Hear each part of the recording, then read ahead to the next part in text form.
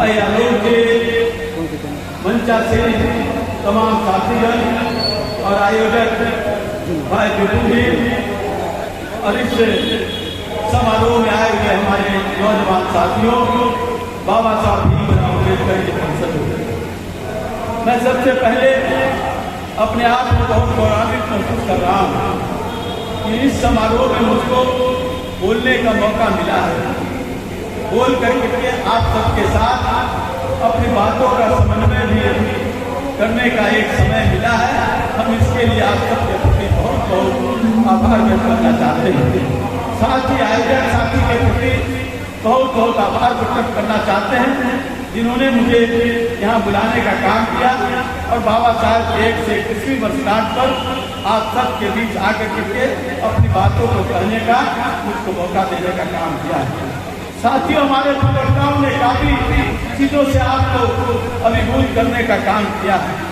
साथियों, आज हम लोग बाबा साहब के 121वां वर्षगांठ मनाने का काम कर रहे हैं। बड़ा ही हमारे लिए खुशी का बात है कि जो बाबा साहब हमारे पूर्वज रहे, जो भारत का संविधान देने का काम किया, और संविधान अगर इस रूप में नहीं होता आज हम इस मंच पर भी नहीं रहते और आप सब इस छात्रावास में भी रहने के लायक नहीं रहे। इस बात को कहना चाहता है, इस बात को महसूस करना, क्योंकि देश की आजादी के कई दशक हो गए, लेकिन आजादी के बाद भी जो संविधान में जिस बात को कहा गया था, समाज में जो सबसे पीछे मैदान पर है, खास करके दलित समुदाय के लोग, पिछड़ा वर्ग के लोग, उनको न राजनीतिक अधिकार मिला था, न उनको शैक्षणिक अधिकार मिला। उन्होंने काफी गुस्सा करके, काफी कष्ट करके भाई सरवन जी ने ये बात कहने का काम किया, तो काफी कष्ट करके, काफी दुख करके, काफी अपमान सा करके भी उन्होंने इस मुकाम पर पहुंचाए कि देश का संविधान लिखने का काम किया।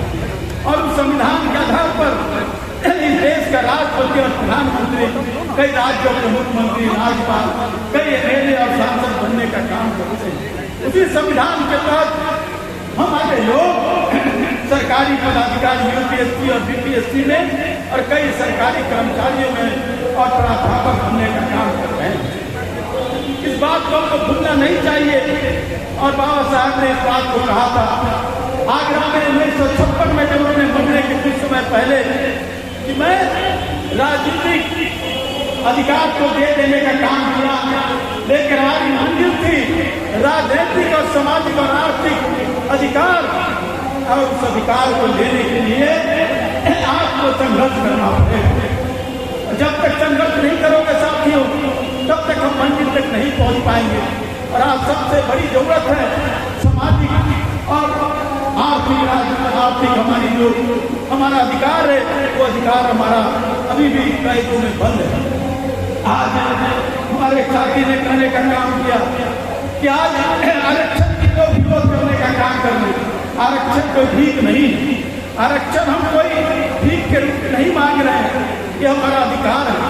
5000 10,000 वर्षों से हमारे पूर्वजों के साथ जो बेईमानी करने का काम किया गया, हमारे पूर्वजों के साथ, हमारी महिलाओं के साथ जो अपमान की दम झेलना पड़ा, उसके एवज में ये कई दशक से जो हमको आरक्षण मिला है, उस आरक्षण का कोई माने नहीं। और आरक्षण में भी जो हमको मिलना चाहिए वो आरक्षण नहीं मिल पा रहा। क्या मंदिर में, क्या वो जो आर्थिक रूप से संपन्न लोग हैं, वहाँ हमारे लोग क्या है, उनको अधिकार मिला है? आर्थिक रूप से आज भी हम विपन्न हैं, आज भी हम स्वतंत्र नहीं है। आर्थिक रूप से चंद मुट्ठीबंद लोगों के पास आर्थिक स्वतंत्रता, आज इस देश में चंद मुट्ठीबंद लोगों के पास है, हमारे लोग के पास नहीं है। हम आर्थिक रूप से आज भी पीछे हैं। हम गांव में जाते हैं, आज भी क्या कारण है, गांव या शहर हो, आप अपना शहर में देखते होंगे, आप गांव से आकर करके जब शहर में देखते होंगे, जब हमारे लोगों के लिए, जब यहाँ हमारे गरीबों के लिए आवास बनाने का काम किया गया, आज वो आवास जर्जर व्यवस्था में पड़ा हुआ है, उसको देखने वाला नहीं है। फिर भी आज लोग ताना बनाने का काम करते हैं, ताना बाना बोलने का जो आवास है इसमें जो दलित रहते हैं इसके प्रति देखने का काम करते हैं। गाँव में भी हमारे लोग दक्षिण की तरफ रहते हैं। जब जो तालाब है, जो नदियाँ हैं जाते हैं, उसी किनारे हमारे लोगों को रहने पर मजबूर होना होगा। क्या कारण है कि हमको इस तरह से अपमानित करने का काम किया जाता है? क्या देश के निर्माण में हमारे लोगों ने भागीदार लेने का काम नहीं किया? इसलिए बाबा साहब ने कहा था कि देश की स्वतंत्रता में हम हैं, भारतवर्ष के इतिहास के साथ, भारतवर्ष की आजादी के साथ हम हैं, लेकिन उसके पहले हमारी जो गुलामी वर्षों से रही है उस गुलामी से स्वतंत्रता की लड़ाई हम लड़ने का काम करेंगे और इसलिए संविधान में वो अधिकार देने का काम। आप इस बात को देखने का, महसूस करने का काम करते होंगे। हम किसी के प्रति कोई अपेक्षा और कोई आलोचना नहीं करना चाहते हैं, हम किसी के धर्म वर्ग के प्रति नहीं करना चाहते हैं, लेकिन इस शहर में और पूरे देश में राम की जयंती अवसर पर रामनवमी पे लोग अपना जुलूस निकालते हैं। मनाना चाहिए लोगों को जो लोगों की आस्था करते हैं, लेकिन क्या कारण है कि राम को कहते हैं अहिंसा पुरुष और अहिंसा में हिंदू धर्म को कहते हैं कि अहिंसा में विश्वास करते हैं। हम सत्यमेव जयते की बात करते हैं, वसुधैव कुटुंबकम की बात करते हैं, फिर रामनवमी के जुलूस में तलवार नापी लेकर करके किस बात की लोग एहसास कराने का काम करते हैं? एक समुदाय के खिलाफ एक बोल होकर के उसके खिलाफ नारेबाजी करना, उसके खिलाफ आलोचना करना, इस बात का है, इस बात का है। इसलिए बाबा साहब ने कहा था कि हम तो जन्म ले लिए हिंदू धर्म में, लेकिन मृत्यु हिंदू धर्म में नहीं होगी। और उन्होंने इस बात की कहने का साथ साथ उन्होंने बौद्ध धर्म को स्वीकार करने का काम किया, एक बात एहसास कराने का काम किया था। ये जो ब्राह्मणवादी व्यवस्था है इसके खिलाफ उन्होंने बड़ा ही एक आवाज उठाने का काम किया, एक संदेश देने का काम किया। लेकिन साथियों आज क्या है, हमारे नौजवान आज उसी वे पे बढ़ रहे हैं। हम बाबा साहब अम्बेडकर की तो जयंती मनाते हैं, उनकी पुण्यतिथि मनाते हैं, उनको मल्यार्पण करने का काम करते हैं, लेकिन उनके विचारों को आत्मसात करने का काम नहीं करेंगे। आप आत्मसात करने का काम कीजिए। आत्मसात जब तक नहीं करेंगे ये देश में चंद गिनती लोग, हम किसी राजनीतिक पार्टी के बारे में नहीं कह सकते हैं। सभी राजनीतिक पार्टियों में ऐसे लोग हैं जो आरक्षण की बात करते हैं, लेकिन आरक्षण देना नहीं चाहते। अगर आरक्षण देने का काम करते तो राजनीतिक पार्टियों में भी निर्णायक स्थिति पर पहुंच लो। आप इसका देखने का काम कीजिए, तुलना करने का काम कीजिए। निर्णय के स्थान पर वही लोग हैं जो लोग दलितों के साथ अन्याय करने का काम करते हैं। इसलिए इस बात पर हमको बहुत गुमान होने की जरूरत नहीं है। हमको अपने विचारों को एकजुट करने की जरूरत है। हम अपने जातियों में फटते जा रहे हैं। आप जो लोग चाहते हैं कि जाति में फट जाए, बाबा साहब ने जाति तोड़ो की बात कही थी, कहा था कि जाति तोड़ो, लेकिन हम लोग जाति तोड़ने की बात करते हैं, लेकिन जाति में फट जाते हैं। कोई धोबी बन जाता है, कोई पासवान बन जाता है, कोई रविदास बन जाता है, कोई माझी बन जाता है। ये नहीं होगा। हम सबको बहुजन बनना होगा, हम सबको दलित बनना होगा, हम सबको अनुसूचित जाति बनना होगा। हम अनुसूचित जाति का लाभ लेते हैं, लेकिन अनुसूचित जाति का लाभ लेकर के हम अपने जाति में बढ़ जाते हैं। क्या कारण है? दुख होता है। हॉस्टल है यहाँ पर और तीनों हॉस्टल में अलग अलग कार्यक्रम हो रहे हैं। बाबा साहब तो सबके हैं, बाबा साहब हम सबके हैं, फिर बाबा साहब की जयंती अलग अलग क्यों? अगल बगल रह करके जब एक साथ मनाने का काम नहीं करते, जब हम एक साथ रह नहीं सकते हैं, तो बाबा साहब के विचारों में कि हम संघर्ष करो, शिक्षित बनो और संगठित हो, एक जो स्लोगन है संगठित करो, इस बात को स्वीकार आपके साथ नहीं कर रहे। संगठित तो तब होगा जब हम सब मिल करके एक साथ रहने का काम करेंगे। आइए हम सब मिल करके इस बात का संकल्प ले। इस बार 121वां जो हम जयंती मना रहे हैं और 132वां जब जयंती मनाने का काम करेंगे तो ये एहसास कराएंगे कि हम सब एक हैं। एक नहीं होंगे जो लोग आपके विरोधी हैं, जो लोग आपको अपमानित करना चाहते हैं, ऐसे लोगों को लाभ होगा और वो आपस में आपको गिरा करके अपना भूमिका देने का काम करेंगे। बता रहे थे हमारे साथी कि पटना सिटी में किस तरह से अपमानित होने का काम किया जा रहा है। बाबा साहब अम्बेडकर के नाम पर कोई विश्वविद्यालय नहीं बना था। एक विश्वविद्यालय जब बिहार विश्वविद्यालय बना लेकिन ये कल्पना की गई थी कि वहाँ जेल बनेगा और बाबा साहब के विचारों से लोगों को एहसास कराने का काम, लोगों को शिक्षण देने का काम किया गया था।